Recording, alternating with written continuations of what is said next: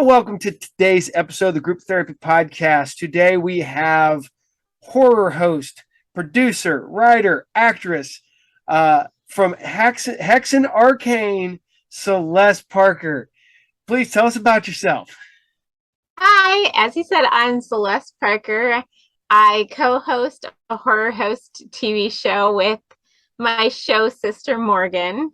So this was sort of last minute, so she couldn't jump on tonight, but I figured take a chance while you have it. And we started our show right in the middle of the pandemic. So it's been a sort of a pandemic baby of ours. Everyone was having pandemic babies. We felt left out.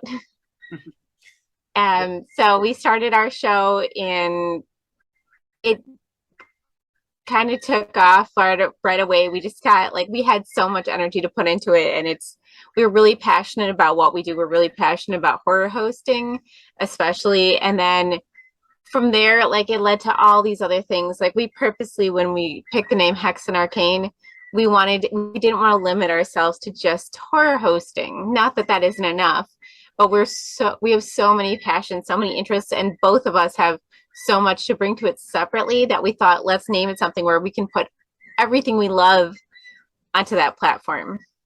Yeah, because I've seen that you've started adding true crime and stuff to it.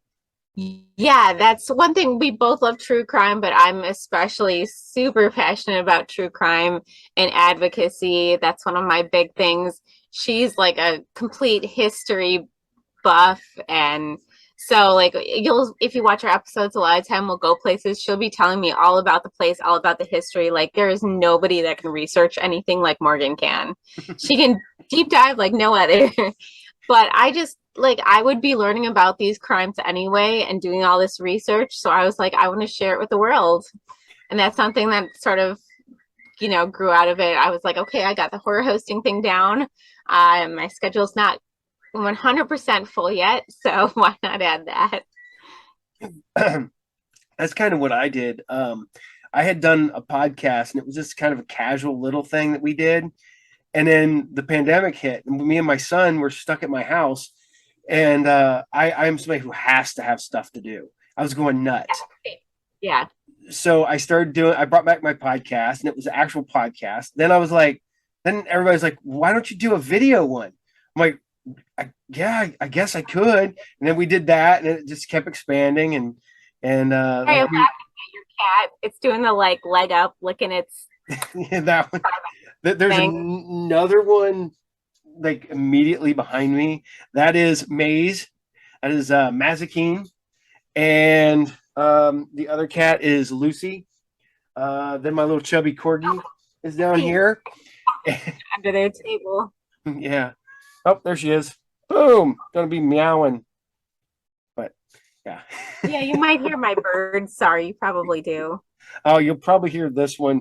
I will be recording my other show, and I'll be watching it back, and you can hear real low in the background. I'm like, the cat was hiding underneath the microphone, or yeah. So, now you do true crime. I have no clue how old you are. I'm not going to ask. I'm of the era when you had to get your true crime in book form, and you couldn't go on the internet and look it up. You had to go look up every book you could find, and I consumed that. I'm kind of a mix where I got a lot. I used to go to crime library and read every case on there. So that was where a lot of it started for me. And then I would read books for more details, but I definitely did a lot of online stuff. Now, this is bad because do you have a crime or criminal that fascinates you, that you've sort of kind of orbited that one? You know what I mean? Mine has always been Jack the Ripper and the Zodiac Killer. So those kind of always have stuck. Oh, I'd love Jack the Ripper. That's been one since I was a child that's fascinated me. I really want to go to London because of that. Actually, on our channel, I went on this program called Wander on my VR headset and went to the places where he killed his victims to see what it looked like in modern times, all that kind of stuff. So I love getting into that. But There's certain cases that really stick with me. Like this one case that I did, Cindy James. It's just bothered my brain so much. Unsolved things just really bother my brain. And so there's certain ones where it's like it doesn't make any sense. Also, the disappearance of Aisha Degree, like there's certain ones that just stick with me really hardcore. And those are the ones I tend to want to put in like a lot of research into and cover the case. Yeah. Well, it's it is very interesting to be able to see you. You are a trauma. You are a horror host. You're a true crime aficionado, I guess, and then, like I said, a writer and a producer. Um, you know that that is a very eclectic group. to, to go from making a trauma movie to doing true crime, researching true crime is pretty good size. It all started out from horror hosting, to be honest. So I met the connections at Trauma through being on a different horror host show, Deadger's Dark Coffin Classics. That's where I got my start. True crime, something that's always interested me, but I just can't sit around and not be creative. So if there's something like there's downtime, I'm like, okay, I'm going to do something else. I want to share the things I love with the world because I'm like, if I love this, maybe somebody else will, really enjoy it too. Oh yeah, that's legitimately one of the reasons I started really interviewing a lot of horror hosts. It was never meant to be just horror hosts, and I'm not still just not horror hosts. I've done everybody from wrestlers to writers to actresses, actors, directors, all But horror host seems to be my niche, I guess. Um, but I say this, and people go, "Well, you need to stick," because everybody's like, "Oh, you're on YouTube. You need to stick to one thing." I'm like, but if I enjoy it and I find it fascinating, I'm thinking maybe other people will enjoy it and find it fascinating also, which I has worked may out. never have one of the most successful crime YouTubes because I can't stick to crime. And I may never have one of the most successful horror host shows because I can't stick to horror hosting. Like it all goes on there. I have horror video. It's all basically related to like horror and dark theme stuff. Like I have horror video games on there, things like that. But yeah, I'm not about it. Everything's going on my channel, and if you don't like it, you can skip it. And if you like it, cool, subscribe, watch it, give me a thumbs up, something. Yeah. Well, and it's funny because now did you when you became a horror host was it something you said you've been a horror host before Hexen Arcane? Did you grow up with a horror host? No, I kind of stumbled into it. I had a pink and purple mohawk, and I was 3 months pregnant, and I had to go get my jalapeno grilled cheese from the Sci-Fi Cafe in Burlington, where my co-host was actually waitressing. That's where I met her now, my show sister, Morgan. She remembers my order. She's like, "You got the jalapeno grilled cheese for whatever reason." I'm like, "I was pregnant, don't ask." So I went there, and this horror host, Edgar, was filming an episode of his show there that day. And I ended up talking to him. We struck up a friendship, and little over a year later, he was like, "Hey, I need a new co-host. Do you want to come audition?" And I was like, "I got nothing going on. Sure." It See, I grew up with a horror host named Dr. Creep. That's what kind of got me into liking horror hosting. And then I found out that a friend of mine became his producer director. Then his friend, we became friends through him. I told him I was thinking about being a horror host, and he's like, "Do it." That was my whole thing is do it. Yeah, hell yeah, have fun. I'm like, then I started watching horror hosts, and I'm like, man, these guys are good. I'm not that good. I don't know how. um, We depend on the day. Like, yeah. Yeah. like we really have time to plan it and put everything together. And I love those ones the most. Like, Did Celeste Parker did that spring fully formed from your mind, or was that a character that you built? no, Dudgar kind of threw out some names, and I picked Celeste. And then I was Sorceress Celeste because I'm a witch. And then Facebook decided that they were going to delete my account unless I put my last name on there.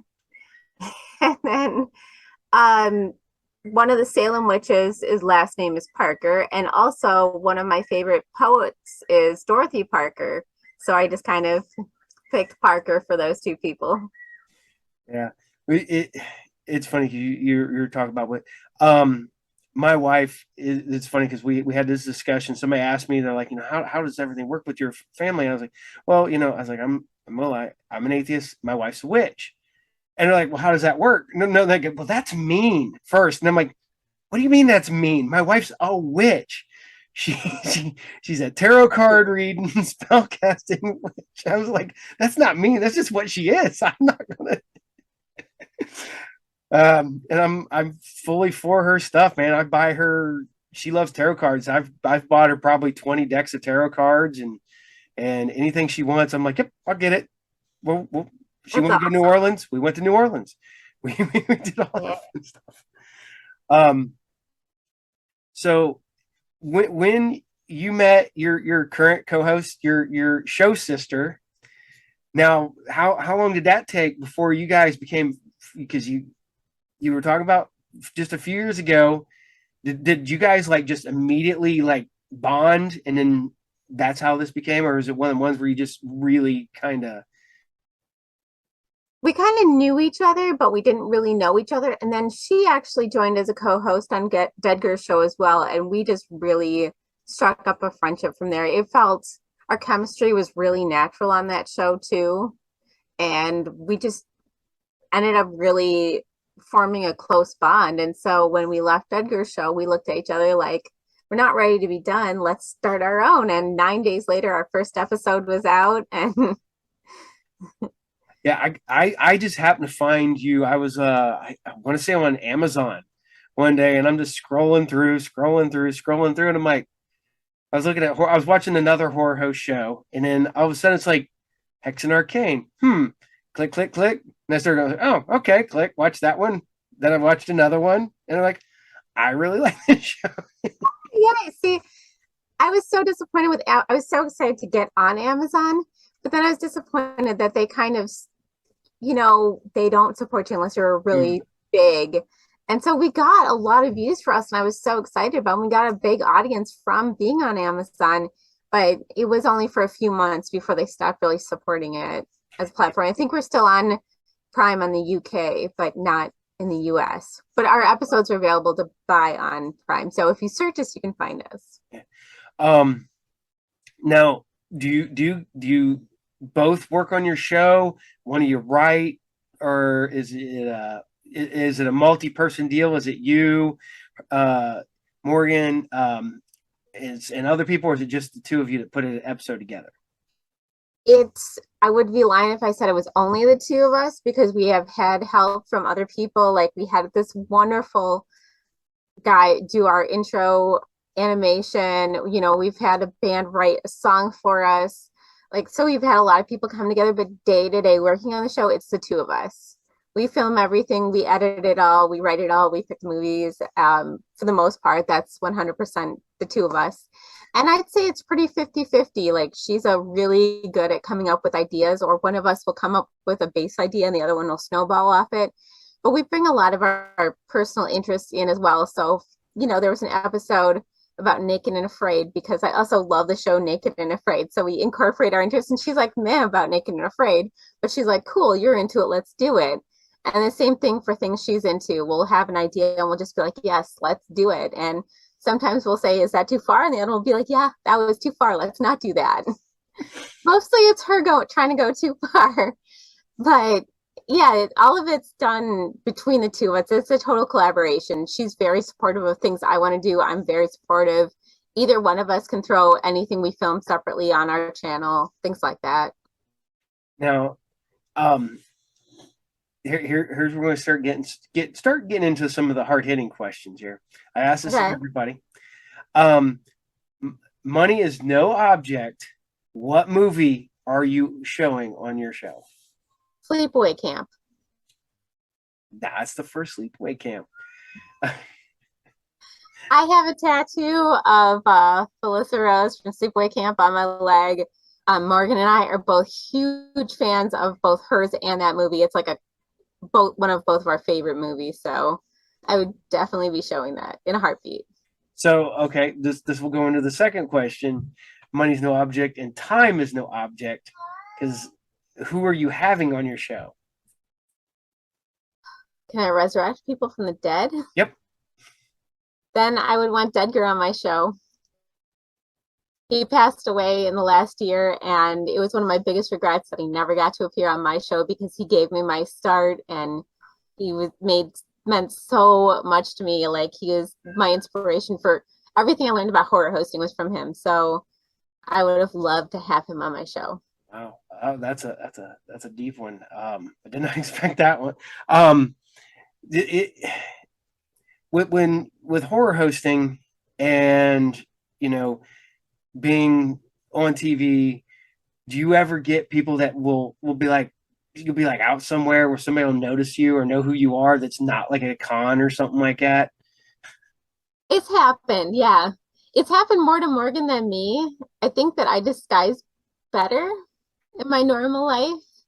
But people have like hit me up and said, I recognize you because of your piercings and stuff like that. So yeah, it has happened here and there. That's cool. Um, Now, like I asked because I grew up in Ohio and it is the horror host mecca evidently because I found that out relatively recently. Because when I started looking into it, are there any horror hosts that you're currently like look up to or that you would like to work with or anything like that? I'd love to work with Sven Gulli and Elvira.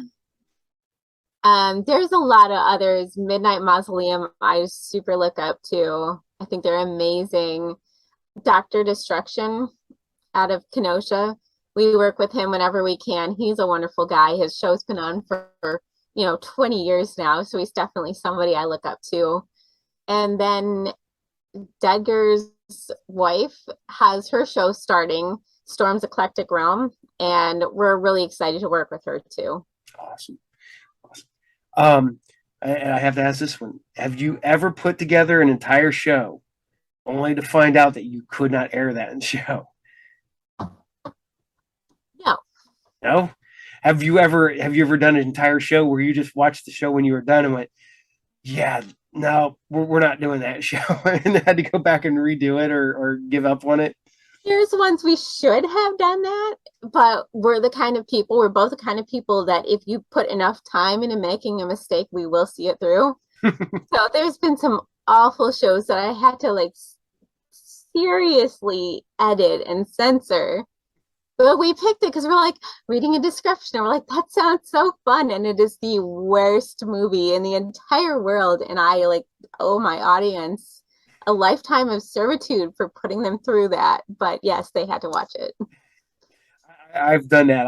I've apologized. I've aired a show and there was a cartoon that I aired. I just went, I don't know why I aired that one. I apologize. I am so sorry. That's a bad cartoon. I just apologize for the entire thing. Yeah, but the good thing about showing the bad movies is it really gives us something to make fun of. Like we like making fun of bad movies, so What's your favorite bad movie? I need to get my cat is destroying my stuff. My favorite bad movie that we've shown or not shown, or Both shown and not shown. the probably one of the worst ones we've shown is Belle from Hell. That movie makes no sense and it's terrible, but we had a lot of fun showing it. And The Oval Portrait was another one so bad. I'm trying to think of ones we haven't shown. There's a lot of really bad movies. I can never remember the name of this movie, but it was like this guy like poops out worms and then he eats them and then he goes to the hospital and he comes back in a neck brace and it just didn't make any sense. And I love that movie. It's like some weird zombie movie. Oh man. I have to find. I'm going to go. I'm going to Google. Is like man poops out worms, eats them, neck brace. So I can find out the name and send it to you. Just got to ask my ex. He has a copy of it. Uh, now, with putting movies together and stuff like this, what episode of your show, if you want to introduce somebody to Hexen Arcane, what episode are you showing them? I would probably show them House on Haunted Hill. We have other better ones, but I there was one part where I was editing it, and every time I got to that part, I couldn't stop laughing. So I was like, all right, that's my favorite now, just because it made me laugh so much. I remember that show. That was a good one. Um, we Yeah, have when the I discussion. threw the files at her, she was sitting behind the desk, and I chucked files at her. Just, I always makes me laugh. Well, was it last Halloween or Halloween before last? I legitimately watched nothing but all the different horror hosts at my comic shop, and so this is an entire weekend. This is from like Wednesday to Saturday, and we watched everybody's version of Night of the Living Dead. Yes, So I that's so fun. so I think this year I might watch every horror host's version of House on Haunted Hill. So I think that might be, Yeah. uh, so There are some movies that you do, everyone does. oh yeah, and it's because I've had people because I told everybody I had initially started. I wanted to be a horror host, and then like I said, I went and actually watched other. But I found all the other horror hosts on YouTube and on online and stuff. And I'm like, man, I couldn't be that good. And my friend's like, just go with what you like. And I go, I love Saturday morning cartoons, so I do Saturday morning cartoons. Yeah.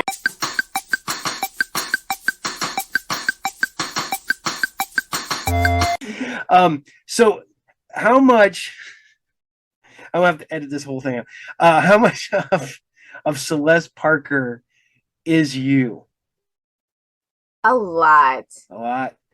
So both our characters are sort of amplified versions of some of our characteristics. She's a lot more like streetwise. I'm a lot more like a little bit more ditzy, like optimistic, a little giddy, and I'm known for telling her really bad jokes. And I love really bad jokes. And I am like super optimistic and a really cheerful morning person that everyone hates. And I'm not gonna lie. I love the dumb jokes and watching her just Morgan's like yes. yeah, you her reactions are what makes it for me. and the funny part about it is that if you wouldn't have told me that you're not related, I mean, you guys, I kind of, it's not like okay, I know they're really not sisters, but you guys legitimately seem like you're family the way you act on the show, and you definitely have a chemistry between the two of you that works very very well on the show. So Thank you. Yeah, she's one of the very few people I just feel like I have that really organic flow with. It's really hard for me to find, and I value our collaboration so much and our friendship. yeah, and somebody told me this on when making your character when you came up with Celeste. Did you people go, oh well, don't go for the full makeup, don't have to wear the full costume, don't do this, don't do that, and did you just go, makeup, hair, dress, boom, we're done, or did you go, man, I want a really good like go for like something completely different? Well, on Edgar's show, I was a lot more like one costume, sort of like I didn't vary my look as much. I think he sort of, I kind of went with his ideas for the character more. And I really wanted to change certain things about my appearance so I wasn't as easily identifiable just because I have kids and I wanted to keep my personal life and my show life a little bit separate. But now that I have Hexen Arcane, we're both like, we can literally do anything we want. It's our show. So if there's a day I don't want to wear full makeup, I won't. If I want to wear a different color, I will. If I want to do it in my pajamas, that's what I'm doing. Yeah, because a lot of characters were like, "Yeah, if I could go back and do one thing differently, it would have not have been the makeup, or the the full mask, or this, that, and the other." I'm like, "Nah, I don't know how some of them do it." We have Mr. Molto, and this he does the whole cost. He has the full Grim Reaper costume, the mask. He's got one of the masks. It's got the jaw, and I'm like, "No, man, that's hot. That's not something I want to do all day." Um, The only really consistent thing is that's identifiable as the purple hair. yeah. That's Uh, my signature purple hair. Sometimes it's black with purple in it, but I always have purple hair. Now, do you do the do you are you on the convention circuit at all? You out there hitting the conventions and stuff like that? A bit since we started during COVID, it's been sort of slowly getting back into it. We do Wendigo Fest every year, and we are really excited for that. It's in Manitowoc, Wisconsin, and it's really fun. It's like a 3 day event. It's just so much fun. Everyone gets dressed up. They have like a big costume contest and a parade. We have like a table set up and everything. Kane Hodder's coming there this year as a celebrity guest. So we're just really excited. But that's an event we definitely look forward to all year. And then other things we'll do. And I go to conventions and walk around, but I don't always have tables. I I've been doing the convention circuit forever because I'm a comic book guy, so I've been the selling the comic books forever.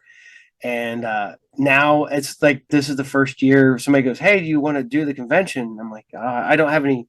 I don't want to drive my truck, with loaded with comics. He goes, "No, I want you to be a guest." I'm like, "What? Why would you want that?" It's like, ah, Yeah, conventions are awesome.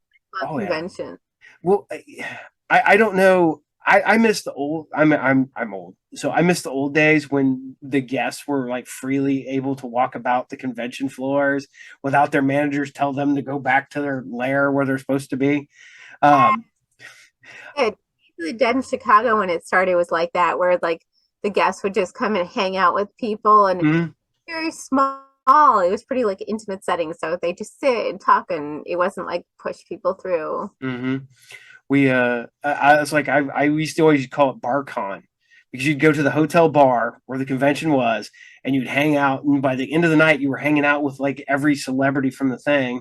Uh, and Oh yeah, Yeah, and those days are gone, and it sucks.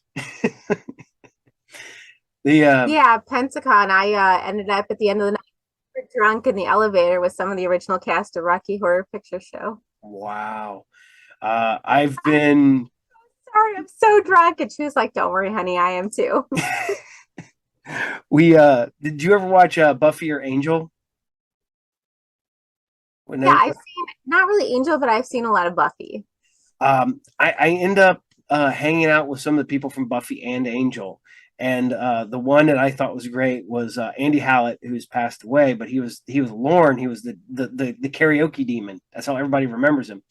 He did karaoke at a convention that we were at, and he's like, we're sitting there, and he's wandering over, and he's like, I love you guys. He's hanging on me and my wife, and he's like, you guys come back and see me every year. And the whole entire time, he's got a drink in one hand and a cigar in the other, and he's very flamboyant, so he's always flipping his hands around. I guess I'm like ducking this burning cigar to keep him getting burned.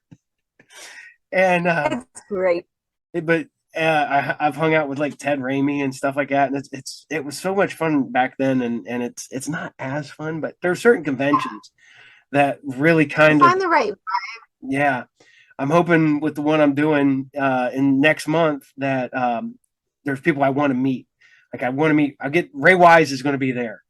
The Devil from Reaper, from Swamp Thing and stuff like that. And I'm like, I hope I get to talk to him and not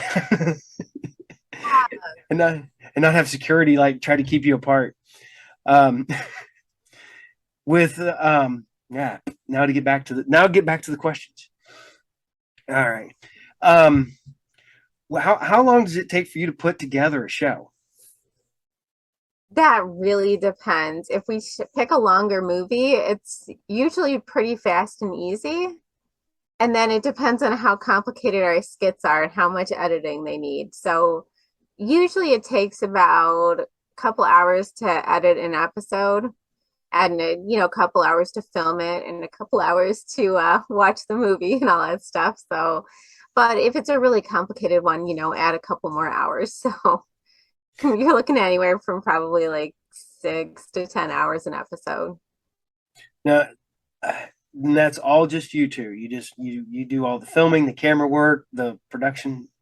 Yeah, we kind of had to because we started during COVID and there was no one else to do it. And I'd never edited before, but I was like, I'm going to try it. So our first episode is probably not edited great. I wouldn't even say our newer ones are edited great, but I've learned so much just jumping in and trying to figure it out. And I love editing. I found that that's like a passion of mine. It's just I love editing our shows. So she very kindly lets me do most of it because I get so excited about it.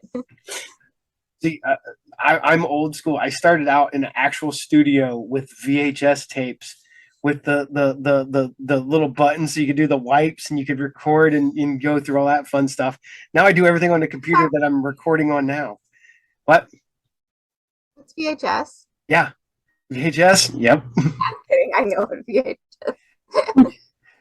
And then I went to high eight for a brief moment before that went obsolete relatively quickly. Never heard of that one, but Yeah, that's the little tiny. I don't even know if I have one floating around here. oh, those little micro cassettes. Yeah, they're about a quarter of the size of a Yeah, normal VHS tape, and yeah, I don't know. I'm just thinking of the tiny little cassette tapes, like for like a little recorder or yeah, something. like a little cassette tape. Yeah, they're roughly about that size, but twice as thick. Okay, And yeah, I can't picture it. that's how I started back in the day, recording on my public access television show. So I started that because I was bored, and my the studio was literally 2 blocks away from my house. So the Yeah, editing something I totally learned. So if anyone wants to make fun of my editing, that's fine. But just please, when you make fun of it, give me suggestions.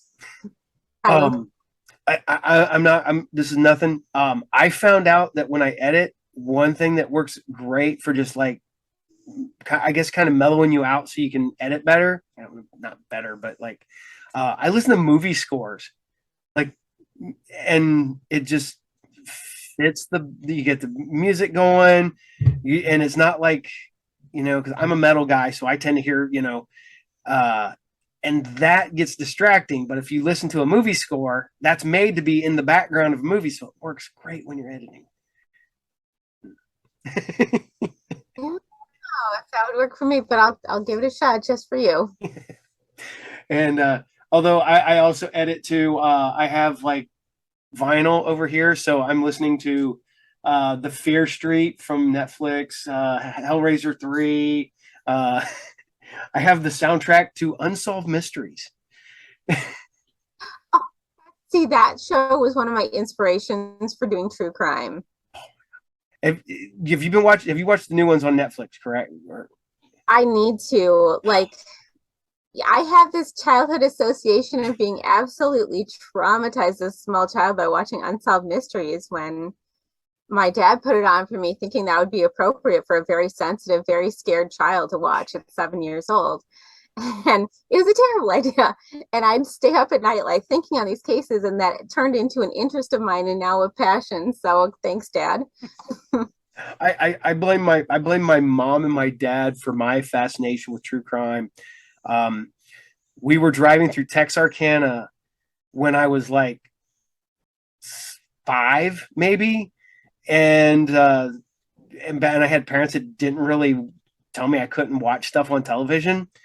So I had seen Town That Dreaded Sundown, and so we're driving through the town, and my mom and dad are like, "Hey, remember that movie Town That Dreaded Sundown?" I'm like, "Yeah, we're in that town. They never found that guy," and I'm like freaking out. I'm like hiding in the motorhome, like the guy's gonna get me. The bad guy's gonna get. So it wasn't quite the Unsolved Mysteries, but then I became fascinated later on by the Midnight Strangler or however he's Midnight Strangler, Stranger, all those. But yeah, that became my whole thing was for the longest time because my parents tormented me when I was a child.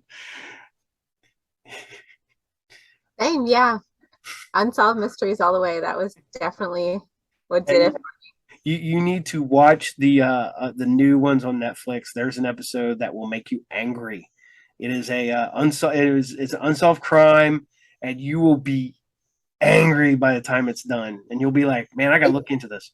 So, it's on my list. That's what I'm scared of happening is every case I'm going to be like, okay, now you have to research that. And I'll just like go and go and go. So I have a list of stuff I'm looking at. When I'm finished with those, then yes, I'm going to watch them. yeah, that's one thing. Me and my wife both love them. We watch all the true crime documentaries on like Netflix, Hulu, Prime, anywhere there's a true crime one. We end up watching it, and we're like, "Do married couples do this? Is this a thing that?" Apparently so. Evidently, Sample size one. yeah. That's why we're together 30 years later. So, uh, now, where can we see Hexen Arcane currently? Well, right in front of your eyes and half of it. But if you want to find our show, you can go to www.hexenarcane.com, and that's all the ways to watch her on there. That's our website. But we're also on YouTube, youtube.com/hexenarcane. We're on TV in Kenosha, Wisconsin. So if you don't happen to live in Kenosha, Wisconsin, you can't watch it there. But we're also on TV in Chicago through Can TV, channel 19. I think it's September through February is when it runs on Tuesday nights. And then we're on the Roku channel Suburban Screams, which is a free Roku channel. Download it. There's amazing shows on there. And the also another Roku channel, Fearflix. Cool. Now, The um, crime stuff, the podcasts are also on Spotify. So if you look up Hexen Arcane on Spotify and you just want to listen to the true crime stuff, it's on there. cool. Um, this is the other big hard hitting question. What advice do you have for somebody who's decided they want to get into horror hosting? Do it. Just whatever you equipment you have, you don't have to spend that much on equipment. Like you'll find your audience and people you can build up as you go. You don't have to wait for all the stars to align. You don't have to wait for things to be perfect. You don't have to wait for your skills to be there. Just start creating and then just every time just do a little bit better, step it up a little bit more, gain a little bit more knowledge, get a little bit better equipment as you go, but don't let that fear of like not being good enough stop you or not being on it right away. Like just create whatever your vision is. You don't have to go classic horror host. You don't have to do anything like by the book or because it's tradition. Just do it your way. Okay. And since you are an actress and a true crime host, then um, how do you any advice for acting and or the true crime? Acting, I just kind of fell into that. People and became friends with people. They're like, hey, do you want to do the Sun movie? Yeah, okay. Here and there. It was never like I'm going to be a movie actress. It was just like opportunities came up, independent films, stuff like that. The trauma film I was in, which was one of the most fun experiences of my life. But I would say, like, yeah, if there's somebody's putting on like a local production, go there, get some experience. Like, even if you're not getting paid, if you really want to do it, show up, get some familiarity. The more you do it, the less intimidating it is. And podcasting, I don't know. I just started doing the crime stuff and Um, I love now, it to take off more. I put so much work into it, but at the same time, I'm like also doing it because I just love it. the now what was young Celeste into the true crime stuff when you were a kid? I got into true crime in high school, so that's what Yes. really kind of hit me. So, um, Yeah.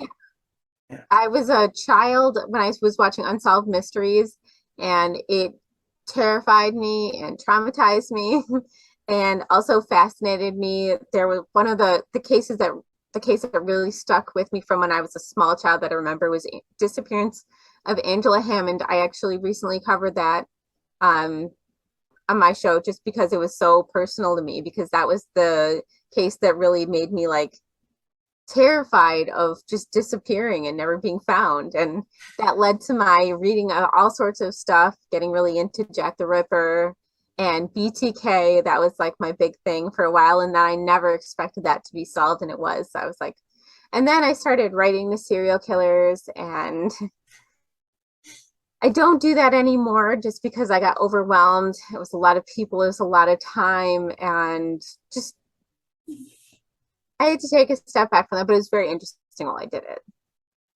The and that is one of the problems with I hate it sounds weird, but when I became fascinated with like the serial killer and the whole thing like that was kind of when I was a dark kid, and it seemed to always kind of like come back in when I was in a bad place. And I know that's bad, but did you ever feel that way on anything? Like you said you had to like back away from stuff that was It taking was you. never that aspect. It was just, it's always interacting with other people. Like, I love talking to other people, but when I'm struggling, then I got really introverted. And so it was really hard for me. I went through a bad breakup. It was really hard for me to just write to people and continue that. So I was just like, okay, I have to take a step back from that. That's fascinating. I mean, this could be weird. How did you just start? Because that was did you just start trying to get a hold of like different killers, or was it you just picked one and it just kind of went, okay, we'll get this one and this one, or did you just start sending out multiple letters? I played the numbers game. I wrote to like everybody to see who would write back. I'd like every week I'd pick like I'd respond to people that responded to me, and I picked like three new people to try to write letters to, and it got overwhelming. Actually, hang on one sec. This is a half of all my correspondences with people. Wow. So it was a lot. It was like a giant. I don't know how well you can see, but it's a giant binder full of people did arts and Easy. Now, did you ever like be reading any of that stuff and then be like, ooh, and then never write back to that person again? yes, yes. There was one. I don't know if I should name him, but I read his letter. I went and took a shower because I felt so icky, and then I was like, I am not. No, we're done. Yep, that's a one and done. Good, moving on. Did you? He sent me a couple. We corresponded a little time, and then he got like asking like super intimate questions or like asking for kind of like intimate things, and I was just like, no, no, no, uh, we're not gonna do that. you got it sent to a post office box, correct? Or Yes, I did. okay. I used a different name. It went to a PO box. Oh man. I did write to one guy who at one point did escape and went and tried to kill some of his pen pals. He was an interesting guy. Wow. Oh, the two things happened. I've never wrote to. I ended up with a piece of I, John Wayne Gacy artwork at one point. I had a Yeah. little piece about that big. I think it was like Mickey Mouse. That's all it was. I ended up selling that because I was broke. I don't even remember how I got it. It was one of the ones that you just I did trading, got it from this guy, got it from this guy. Um, but no, I worked at a hotel the night there was a murder. Um, that was intense. I didn't even know it happened. I come home from work and my wife comes pounding on the door, and she's like, "What happened last night?" I'm like, "What?" She's, "They found a dead guy at your work." And I'm like, "What?" I was like, "Yeah." And then recently, my mom, when I was a little kid, when my parents got divorced, she had a friend live with us to help pay bills and stuff. Um, she came up missing, and they found out that her current boyfriend had killed his ex-girlfriend while she was waiting in the car because he went in to get his stuff, and then she came up Oh, missing. wow. Yeah, and you're just like, so I was like trying to keep a front on this whole thing, and you're just like, this is a woman that lived in my house Whoa. for about a That's year. intense. Yeah, and her boyfriend was killing people with her in the car. I'm like, I do Uh, want to clarify though, as like I did write to serial killers. I'm not one of those people. I don't glorify killers. no. I don't, like I'm not. They're not celebrities to me. I just have a strong interest in psychology, abnormal psychology, especially traumatic brain injuries. I was really interested in the people that had changed after traumatic brain injuries, and that kind of led me on that path. And I am also very much into advocacy. So mental health advocacy is really big for me. And I don't believe that people are monsters. I believe that people have mental illness. And I think it's easy for people to say that person's a monster because it separates them from the rest of humanity. But really, Yeah. we're all human. We're all capable of horrible things. Probably not all the same horrible things, but it makes me more a better advocate for mental health care and treatment. And there's some people, yeah, there's nothing you could have done to treat them or change what they were going to do. Yeah. We That's perfect. But I just say I wanted to everyone yeah, to know yeah, I'm not. yeah, completely, yeah. Because there's we had this discussion literally like 2 days ago at my shop, and we were talking about people. They're just people that are broken. That something happened somewhere along the line, broke Yeah, them, and everybody's broken to a certain extent. Something happened to you, something happened yeah. to me, something happened to every, and it's just that one little that pushed them. That brokenness went just slightly further, and yeah, Yeah, yeah, people react to different situations different way. But yeah, like I said, I also don't want to excuse what they're doing and say, oh, well, they just had a bad childhood. So no, it's like you have personal accountability for your actions yep, too. It's just, yeah, I'm big on advocacy. So that's something that in that vein appeals to me. yeah. It's. I was always fascinated, and I actually did this, and this is the reason I took psychology when I was in school. Didn't go very far in it, but I would, like I said, I was fascinated by the whole. I started reading all the books on serial killers, and then like my senior year in high school, they offered psychology, and I'm like, yeah, I kind of want to find out. And you start looking into these people, and you're like, okay, just they're normal, normal, normal, normal, and then one day they snap or something breaks or whatever, and you're like, did it just happen that one day? You want to go back and find that moment, and Exactly. yeah, and Like there, a lot of the serial killers were like, I didn't do it, even though there's proof and they definitely did it. And then there's others that'll say they did. And there's some that have just such big egos that you can't even get past their ego to have a conversation. Like there was one guy, I don't want to name any of these names, but there was one guy, he would draw his handprint for me every letter and he'd be like, well, don't go falling in love with me now. And I'm like, don't worry about that. That's not happening. Like just huge oh, ego. okay, I have to ask you this one. Well, I've studied a lot on Henry Lee Lucas. Mm-hmm. Do you think he killed all those people, or do you think he killed just the one? I think he killed the one. I think he killed his mom, and I think that's the only one he ever actually did. I actually think it's likely that he killed more. Is it's one of the ones where because he says that, and they're like, there's no way he could have done it. There's I ones don't where know all the people he said he killed. I think there's some like the answer somewhere in the middle. But I also don't know. I'd have to look into that more again because it's been a few years. So I'd have to look into it again. But my impression was that I did think that he had killed more than just his mom. yeah. And I always find that one weird is the people who are like, yeah, I killed all these people, and then they're like, find out like, hey, he didn't kill anybody. Why do you want to go to the death row? Yeah, And it is the attention thing, but right. it's like that's the wrong kind of attention. Go steal a car. Come on, don't. uh, Don't get a Nobel Prize. yeah, yeah. Go put that towards something important. I don't. It with being a horror hostess, being a podcaster, being a actress. Do you have one that you like more than the other, or is it just you just flow freely from one? I can see you just flowing freely from one to another without really. Pretty much, but I would probably put horror hosting at the top because that's a way to marry all my things because I'm an actress as a horror host.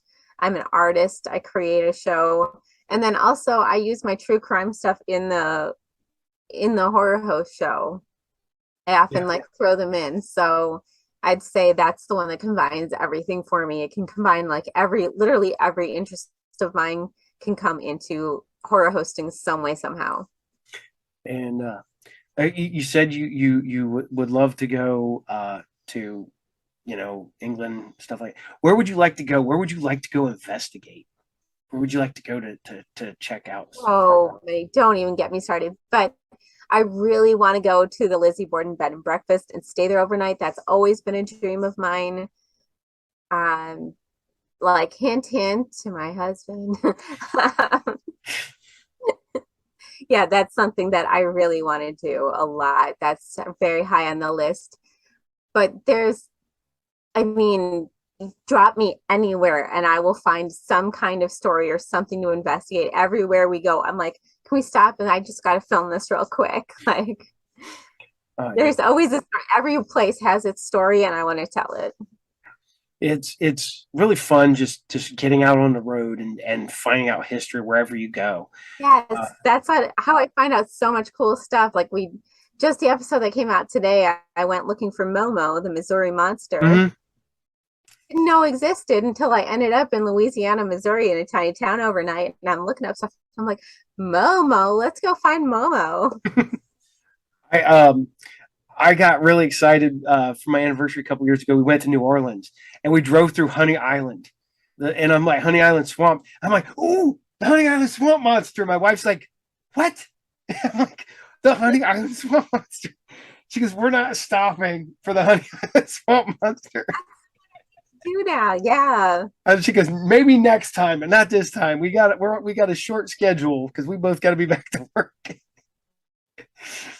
Um, Yeah, anywhere I go, like my passion, finding out what happened there, what's unique about the place, what the story is, and you talk about Momo. Where do you fall on cryptids? I love them. Okay, Uh, okay. do I believe in them? I'm open to the idea that they exist. Now, I've had this discussion because I did an episode with Ken Gerhardt, that monster. He does Monster Quest for the History Channel, does all that. And I had the discussion, and I was like, I think like there's like three of them that really exist, and I don't believe in. I would love to believe that there is a Loch Ness monster, but I just think it's sturgeon because they're are seals and but I believe in orang pendek. I believe there is the skunk ape, and I believe like there is a Bigfoot, relatively Bigfoot area things. Those I believe in, and I guess chupacabras because not the little goat sucking spiny ones, but the weird looking little dog ones. So Yeah. yeah, Yeah, I don't know.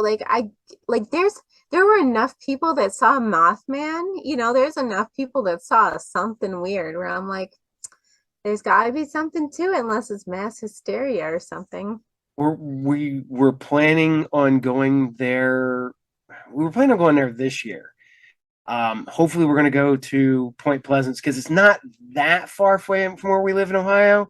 Um, we were on our anniversary not last year, and my wife's like, "We're not that far away," and I'm like, "But if I go, I want to make a day of it. I don't want to just go for an hour and then go back." And I was like, we would have to extend our anniversary just so we could go to the Mothman area in Point Yeah, Pleasant. see, if I can only do a drive-through, I'll do a drive-through. If I can make it last longer, I'll make it last longer, but I will like get the story. We because and given the fact that that's in Point Pleasant, West Virginia, we wouldn't have much further to go to the Flatwoods Monster. So we're like, maybe we'll just make a trip. And we're hoping to go to Helltown, Ohio, and soon, and we go on all these adventures. So yeah, Yeah, adventures are my favorite thing. the you ever gone on an adventure where you're just like you get there and you're like something like, nope, we need to go now. We need to go. You have to get out of it. No, I'm super oblivious. Everyone else might say that. I probably want to la la la la la la la until I get eaten by something.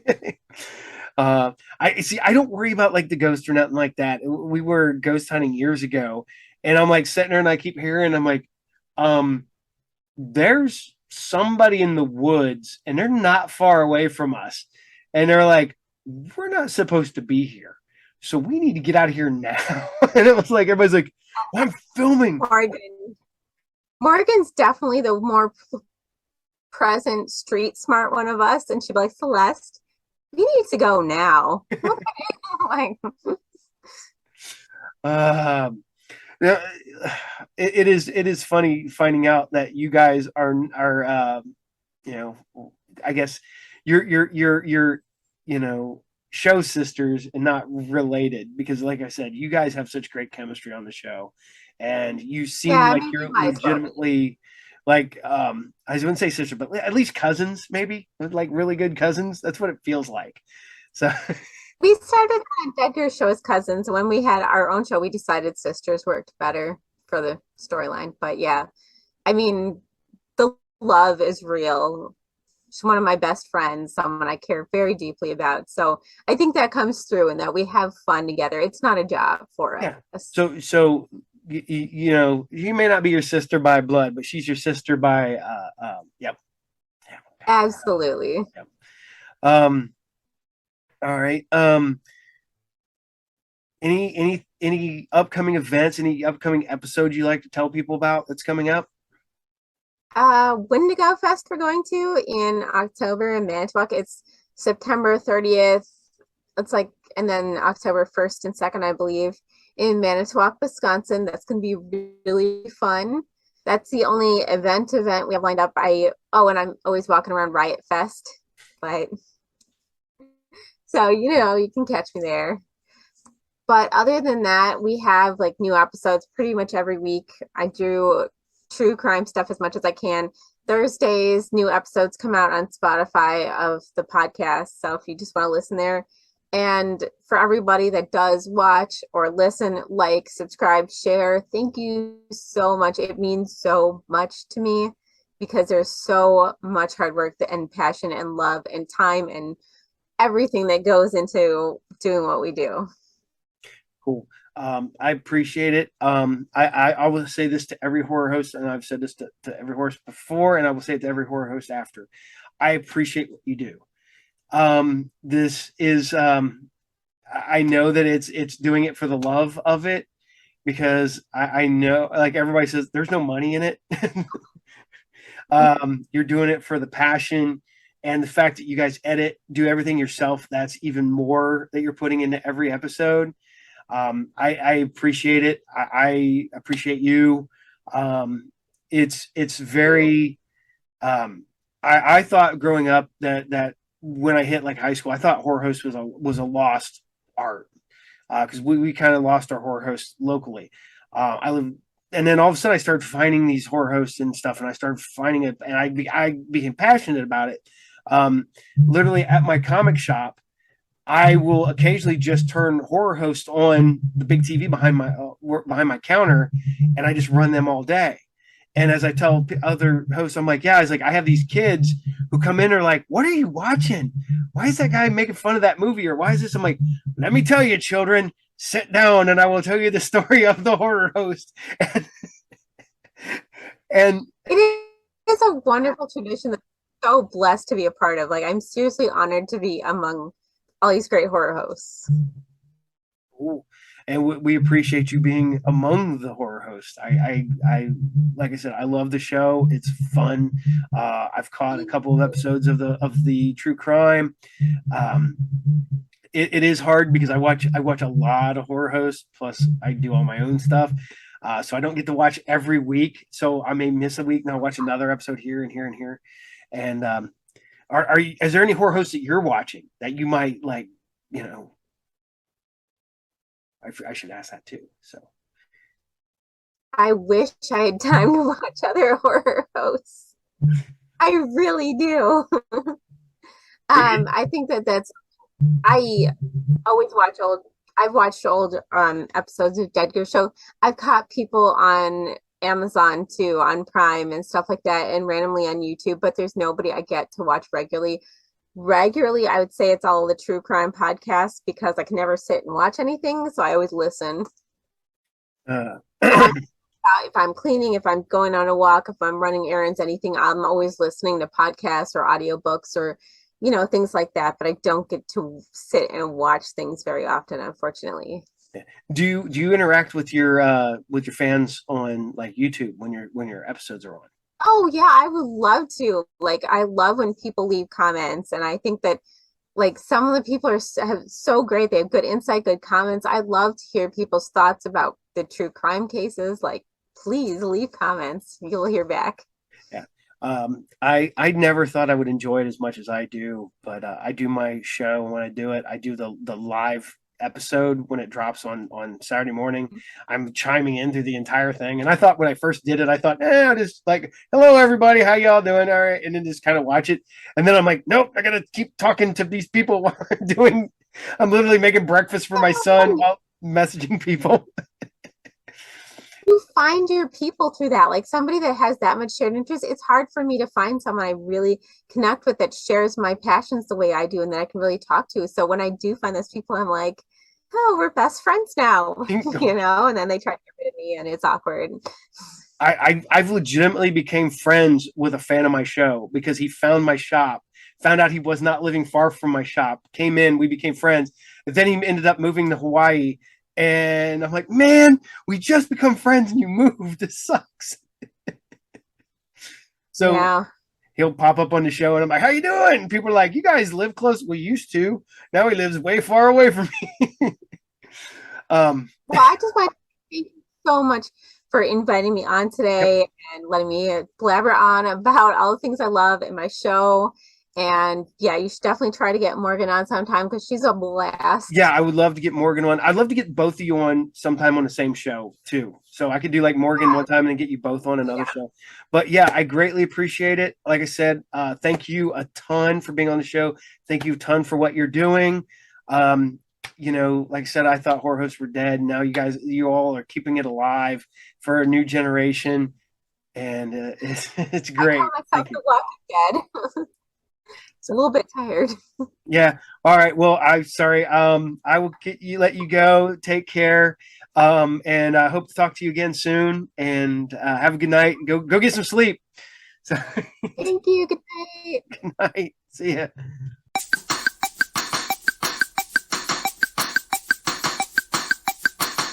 Um, and having a good time talking about all of her shows. We hope to have her back on, maybe have Morgan on, then her and Morgan on, so you can get the Hexen Arcane tag team coming at you from both sides. So I'm going to say, remember, watch. Uh, remember, as always, Group Therapy TV is brought to you by RU Game, the best comic book collectible toy all around geek shop located at 124 North Sunset Drive, Pickle, Ohio 45356. Remember, every Monday at 12 noon Eastern Standard Time is Group Therapy TV. Every Friday at 8 p.m. Eastern Standard Time is Sci Fridays, and every Saturday morning serials at 8 a.m. Eastern Standard Time. And I got my Patreon ready to go. We will have links to that soon. We'll have merch soon, and we'll have a lot of fun stuff. And you can also find me at the Haunted Screams Expo, September 17th and 18th in Hampton Beach, Virginia. So take care, and I will see you all there. Bye.